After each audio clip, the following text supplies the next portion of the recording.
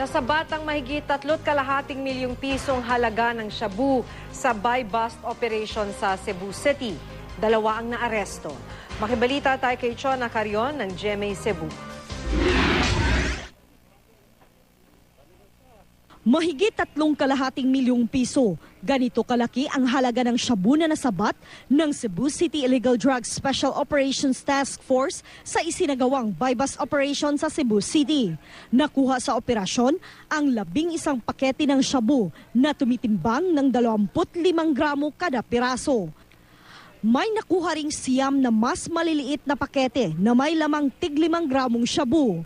Ayon sa pulisya, ito na ang pinakamalaking operasyong isinagawa nila laban sa iligal na droga sa Cebu. Sa tulong ng mga informante, natunton at naaresto ng pulisya sa kanyang bahay ang lalaking big-time drug pusher umano sa lugar. Kinilala ang suspect ni si Alcher Baynas na umano'y supplier daw ng droga sa 2 barangay sa lungsod. Ang kaibahan ngayon, yung ating mga kababayan, yung mga community members natin, ngayon nagbibigay na sila ng mas klaro na information. Inamin ng suspect ang iligal na gawain. Baguhan lang daw siya rito at ibinunyag niyang karamihan sa kanyang mga parokyano, mga call center agent.